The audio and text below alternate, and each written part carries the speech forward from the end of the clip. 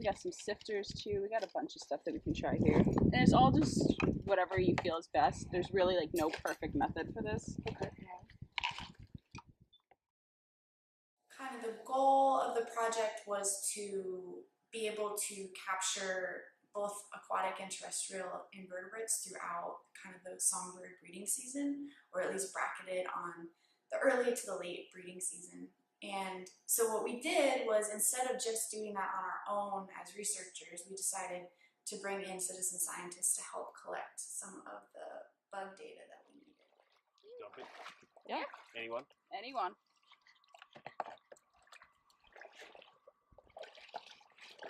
As you know, citizen science played a massive role throughout the research done this summer. And if I'm being honest, I didn't think it was going to turn out as well as it did. I didn't realize that there would be a lot of people interested in collecting bugs. I mean, I knew as a child that I liked collecting bugs, but I didn't realize that a lot of kids like doing it. And we didn't know the kind of people that were going to show up. We got a wide range of people. We got families, we got children, we got people traveling hours away to come collect bugs in Acadia, and that was really awesome. I was super surprised at how willing people were to volunteer their time and dig through mud.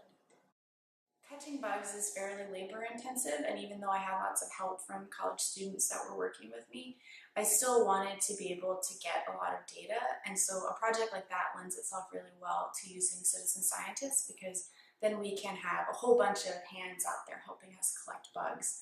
And they're collecting real scientific data, but they're also learning a lot and kind of getting dirty, getting wet, trying to learn what it's like to be a scientist for a day. Oh, there's a tadpole. Oh, the salamander. Previously, you know, maybe 20, 30 years ago, people were more concerned about keeping the science kind of with the scientists, where scientists would focus more on kind of doing their own thing, talking to other scientists, and moving the research forward that way. But I think now that we're kind of in the internet age and a time when it matters that people care about what we do, it's really important for scientists to be better communicators with the public and not just talking to other scientists.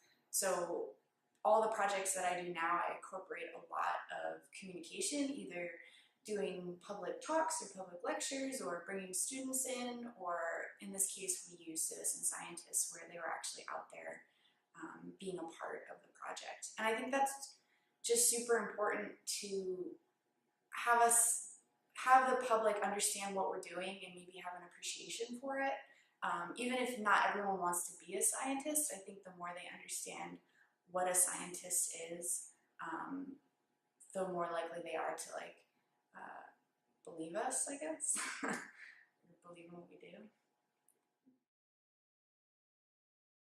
The ones that are memorable are the ones that started out kind of not that into it, maybe were dragged along by someone else or by a different family member who was interested, and then once we got them out there and in waders and with nets, they almost all kind of turned on and got really excited about catching bugs, and all of that made me really happy, because it felt like, oh, this is like an instance where it was a good thing to kind of force these kids out of their comfort zone, because now they got to experience something different. People kind of have a preconceived notion of what a scientist is, and I don't always think that I necessarily align with what they think a scientist is, but even more so, they probably think of a scientist as in a white lab coat in a lab somewhere, and they were meeting me out in the middle of the woods in some water body in waders, and so it doesn't always jive with what they think I should be. But I think that's why we do these things, to kind of show people that there's lots of different ways to be a scientist. Like, you could be a lab coat scientist, or you could be a field ecologist like I am, where I go outside most of the time. And we can be young, and we can be female, and we can be all sorts of different things. And hopefully that kind of continues on, that we see even more diversity in who scientists are as time goes on.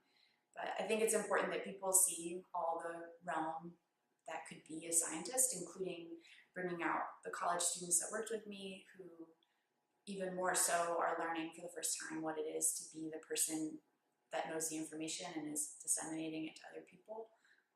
So that was maybe their first experience with being the scientist on staff at that point. And so I think that's really important that everyone sees all the spectrum that it can be. To like about this size before he'll actually be able to emerge and fly around. So working with Dr. Jackson and just learning about her experiences, like grad school, PhD, learning that it's not easy for everyone was kind of inspiring to me, because it's nice to see someone that you could relate to going through all of these things and accomplishing so many things, like getting this research grant in Acadia National Park. It sets so many, it breaks that glass ceiling, you know? Because you, yeah, exactly, you break the glass ceiling. It's nice because you are able to put yourself in their shoes and be like, I can do that. It's good. It's nice. Perfect. And it's all just whatever you feel is best. There's really like no perfect method for this. Okay.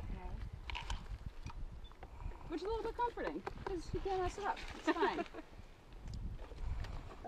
Just down in there.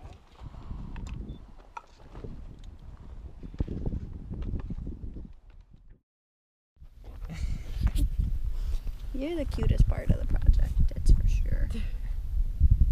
Alright, let's go to Bar Harbor then.